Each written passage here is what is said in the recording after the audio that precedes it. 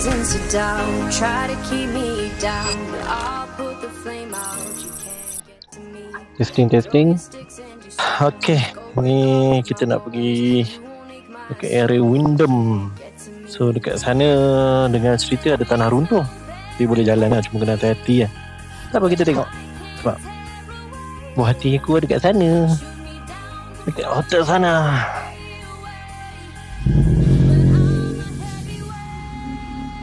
So aku tak apa-apa pasti jalan dia. West suruh ke kanan. So kita lalu ke sini kat lorong lubang kecil ni. Jalan dia sangat tenang, sejuk. Alah, kereta belakang ni janganlah cucuk. Aku nak relax. Jalan lurang.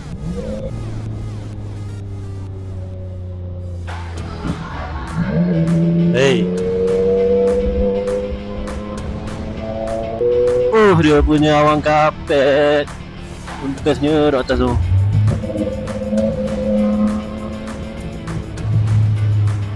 Ya Allah, cantiknya lah tempat ni.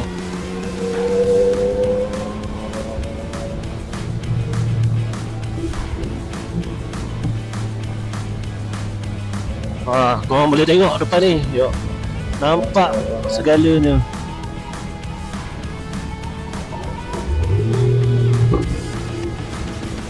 Dekat mana yang ada tanah runtuh diorang cakap tu? Sini. Tapi ni pun first time juga aku lalu sini sebenarnya. Ke belakang ni tak pernah sampai sini lagi ni. Selalu aku naik ke atas tu je, ataupun lepak dekat area Petron bawah tu. Tak macam dalam Malaysia, mat. Dah macam ada dekat luar negara. Jalan dia dengan suasana, dengan pemandangan. Subhanallah, cantiknya pemandangan dia. Cantik oi. Aku dekat atas awan. Golden Hills kiri ada KK 24 jam. Oh, tu depan sana.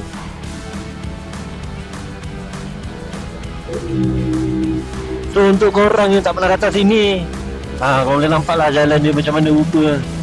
Agak kecil, tapi boleh lagi lah. Cuma kena hati-hati lah.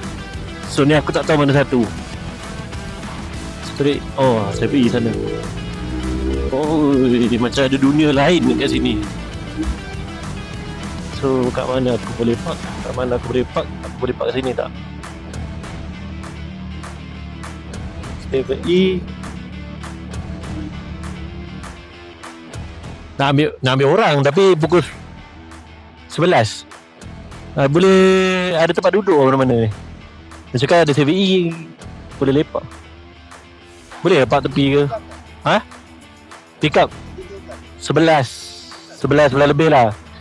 Tapi saya mau park tepi dulu ke apa?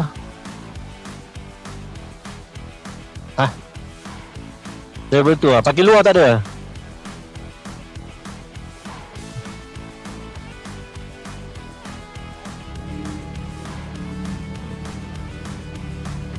Ni parking.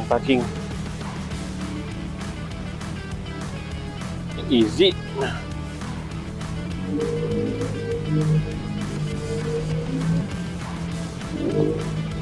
Mana siut parking bapak cantik lah. Parking. Ni masuk. Aku boleh masuk sini ke? Dia kata level 2. Okay. Ya Allah, kecilnya corner dia. Ni kalau aku naik kereta ni, aku pun takut ni nak corner ni. Mana ni? Mana? Damn, aku kena scam. Dia kata terus signboard tak membantu. Mana parking motor? Ini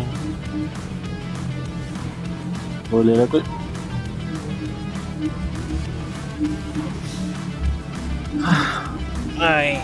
Ya Allah, Allah Maha Dukun.